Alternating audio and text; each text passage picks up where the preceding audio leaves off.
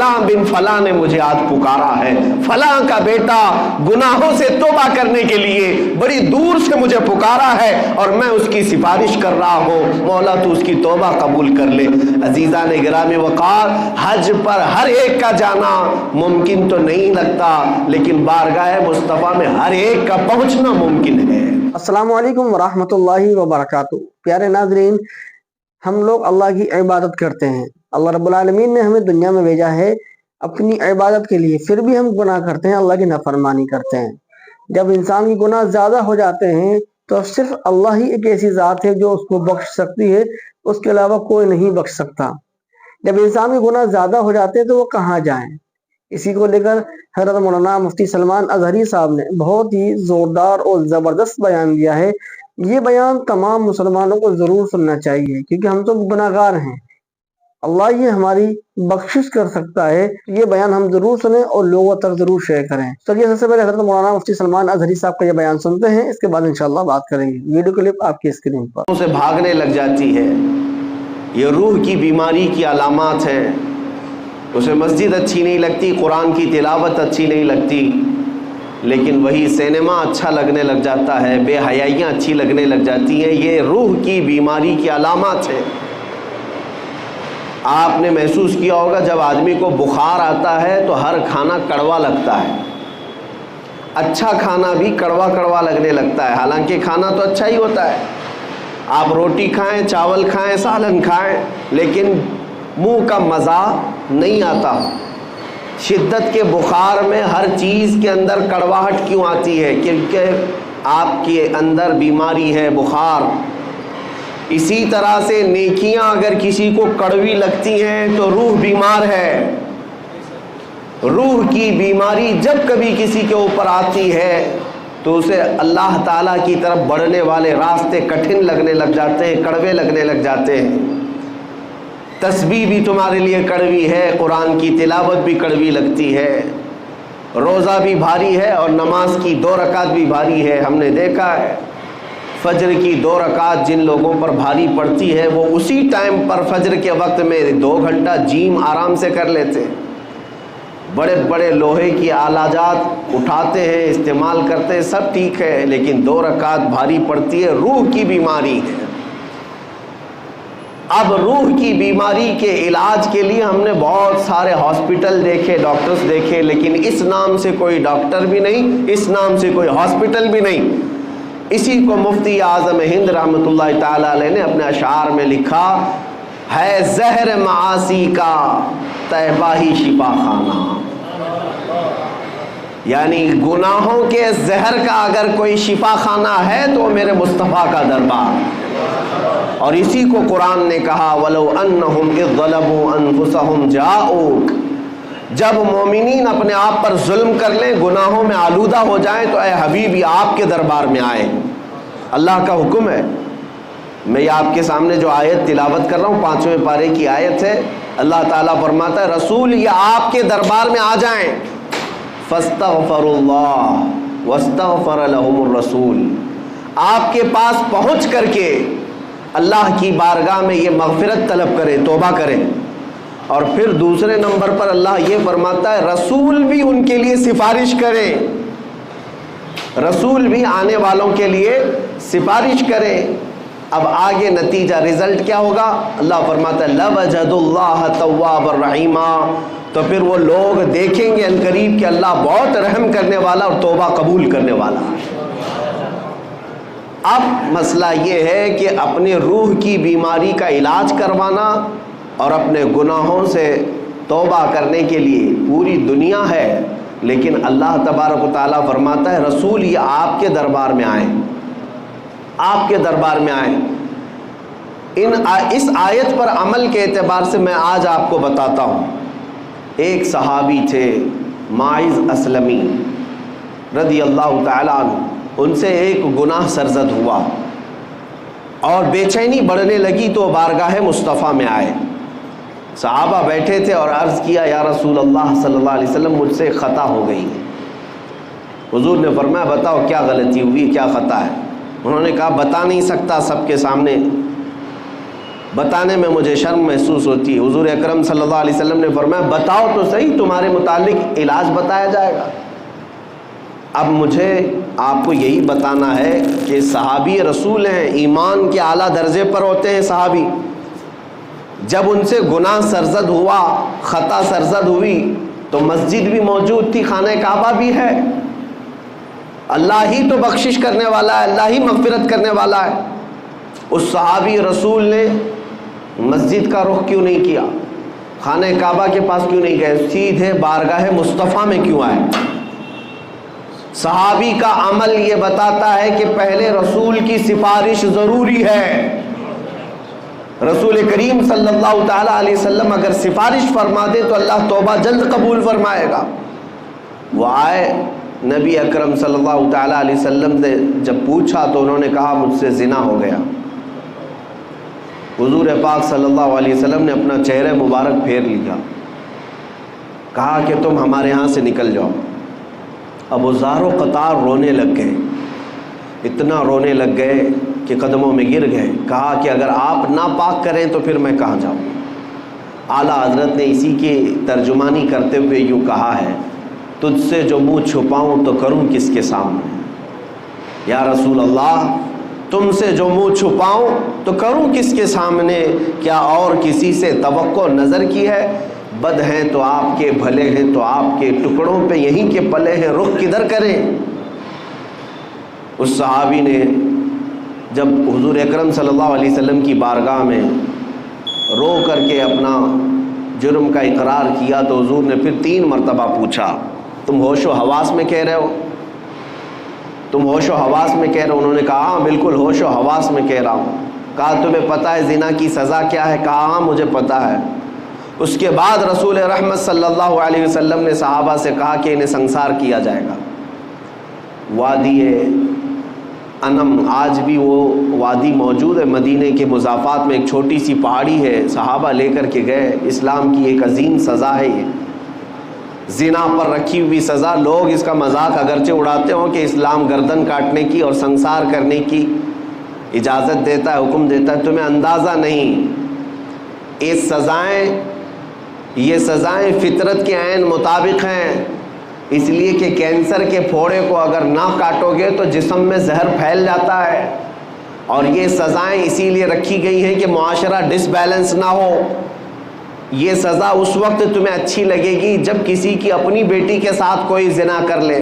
ہم نے ان لوگوں کے بارے میں بھی سنا ہے جن کا تعلق اسلام سے نہیں ہے، لیکن جب ان کے گھروں کی بچیوں کا ریپ ہوتا ہے تو وہ اعلاناً یہ کہتے ہیں کہ ہماری بچیوں کے ریپسٹ کو اسلام جو سزا دیتا ہے وہی دی جائے۔ وہ اس چیز کا مطالبہ آج بھی کر رہے ہیں۔ یہی تو بات ہے میرے عزیزو، جس طرح تمہاری بیٹی کی عصمت تمہارے لیے عزیز ہے، اسلام ہر بیٹی کی عزت کو وہی عزت مقام دیتا ہے، ہر بیٹی کی عزت کا مقام ہے۔ انہیں سنسار کرنے کے لیے لے جایا گیا اور صحابہ نے انہیں سنسار کر دیا، ان کی روح پرواز کر گئی۔ واپس جب آئے رسول رحمت صلی اللہ تعالیٰ علیہ وسلم، یہ اللہ کے قوانین ہیں، اللہ کے حدود ہیں، اس پر عمل کرنا ضروری ہے، لیکن تقاضۂ بشریت یہ ہے کہ دل بھی تو کسی سے لگا رہتا ہے۔ حضور پاک صلی اللہ تعالیٰ علیہ وسلم غمگین تھے، آنکھوں سے آنسو تھے، حضور گئے نہیں تھے۔ صحابہ جب آئے تو حضور نے پوچھا میرے مائز کو جب مار رہے تھے تم لوگ تو وہ کیا کہہ رہے تھے؟ تو صحابہ نے کہا یا رسول اللہ، ان کو جب مارا جا رہا تھا تو وہ یہ کہہ رہے تھے ترحم لنا یا رسول اللہ، اے اللہ کے رسول مجھ پر رحم کر دیجیے۔ انہوں نے خود سے اقرار کر کے وہ سزا کو لیا ہے، زبردستی پکڑ کر کے ان کو سزا نہیں دی گئی۔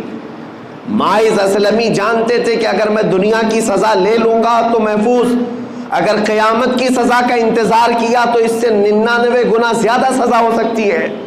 وہ صحابی جانتے تھے، اسی لیے دنیاوی سزا کو انہوں نے ترجیح دی، خود سے قبول کیا کہ مجھے یہی سزا دو، آخرت کی سزا کا میں انتظار نہیں کرنا چاہتا۔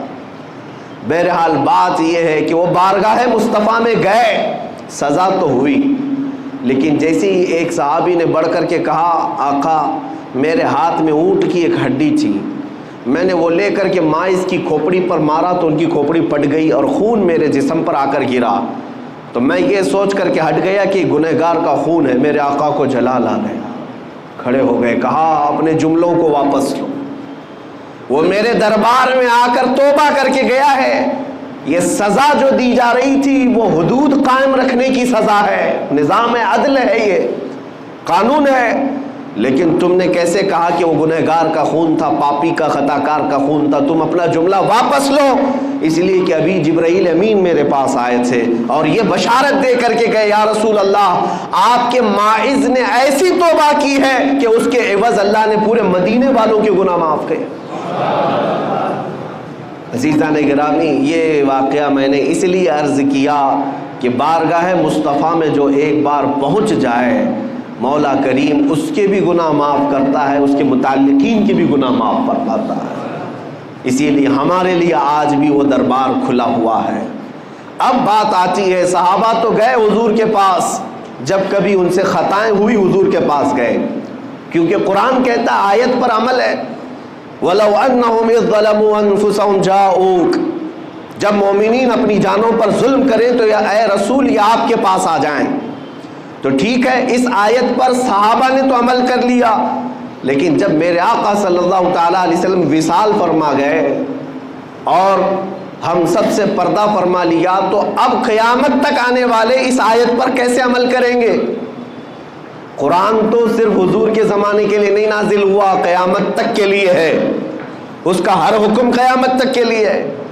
اب اس آیت پر ہم اور آپ کیسے عمل کریں گے؟ مثال کے طور پر گناہ ہم سے بھی ہوئے، آپ سے بھی ہوئے، اور قرآن کہتا ہے جب گناہ زیادہ ہو جائیں تم سے تو جاؤ رسول کے دربار میں، رسول کے دربار میں۔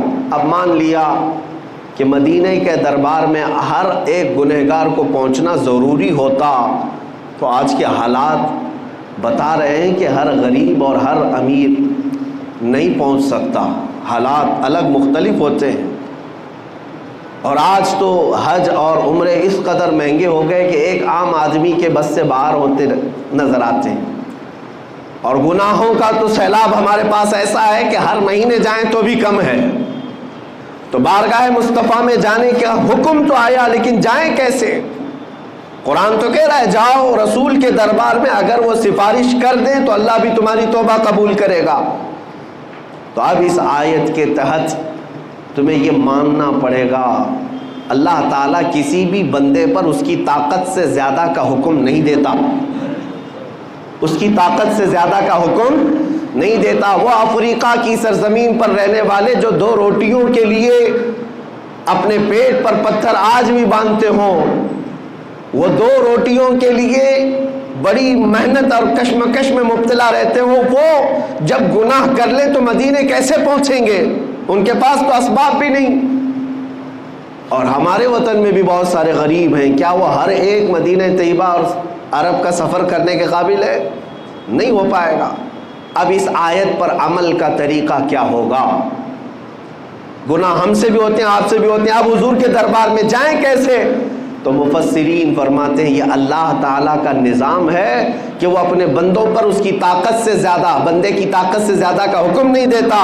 آج اگر ممبئی کی سرزمین پر تم بیٹھے، دلی کی سرزمین پر تم بیٹھے، غریب ہو، اسباب نہیں، استطاعت نہیں، گناہ ہو گئے، خطائیں ہو گئیں، اب مجھے اپنی توبہ کے لیے بارگاہ مصطفیٰ میں جانا ہے لیکن اسباب نہیں، تو اللہ تعالیٰ کی اس آیت پر عمل کا طریقہ یہ ہوگا کہ جس دن تمہیں احساس ہو جائے مجھے توبہ کرنا ہے، کسی بھی گوشے میں بیٹھ جاؤ، آنکھیں بند کر لو اور میرے مصطفیٰ کو حاضر و ناظر تصور کر لو، اس آیت پر عمل ہو جائے گا۔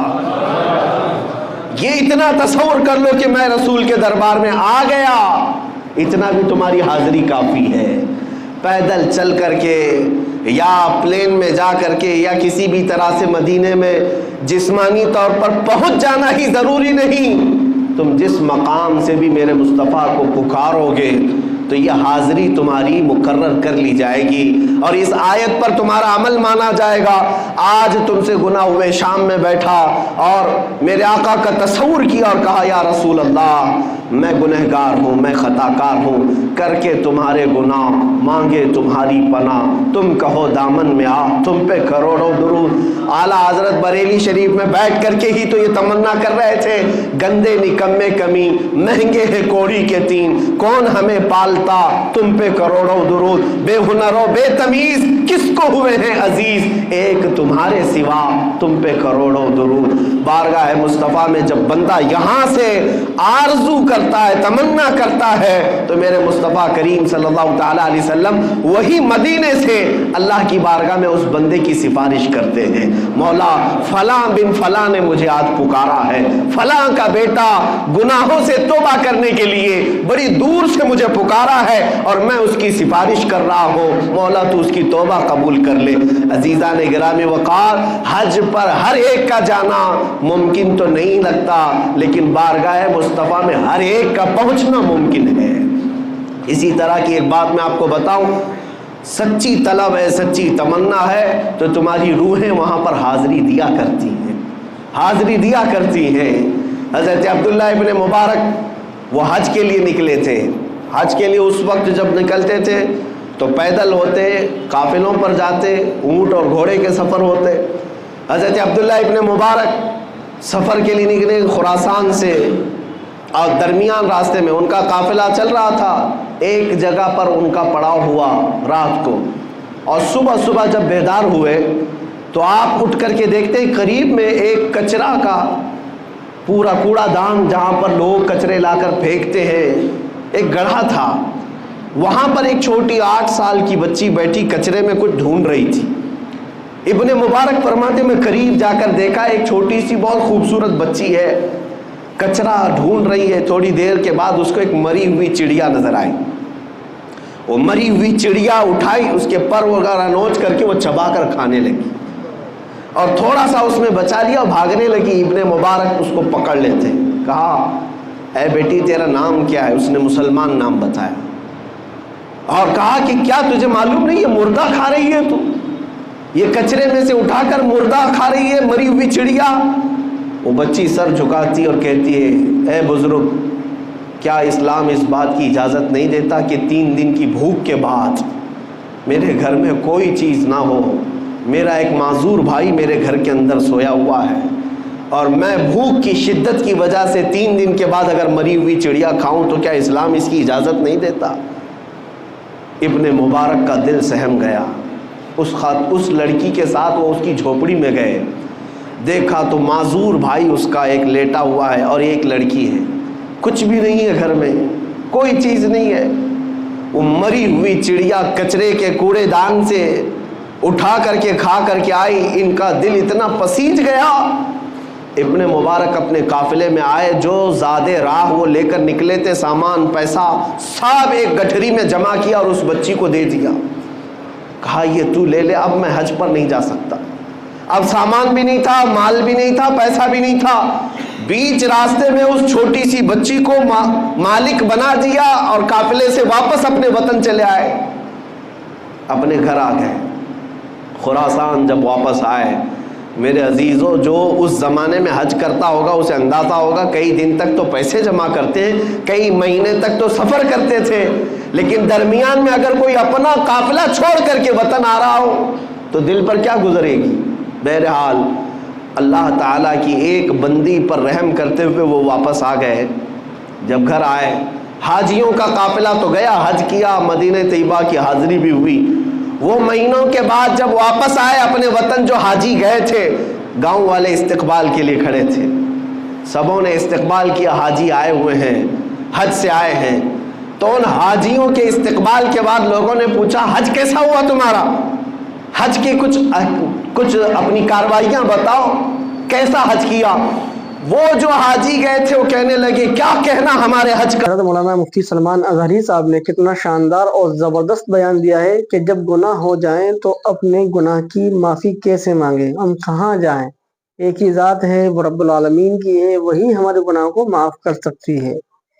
آپ اس کو دوسرے لوگوں تک ضرور شیئر کریں، ہو سکتا ہے کہ اس کو دیکھ کر کوئی گناہ کرنا چھوڑ دے۔ ملتے ہیں کسی نئے بیان یا کسی نئی اپڈیٹ کے ساتھ۔ السلام علیکم ورحمۃ اللہ وبرکاتہ۔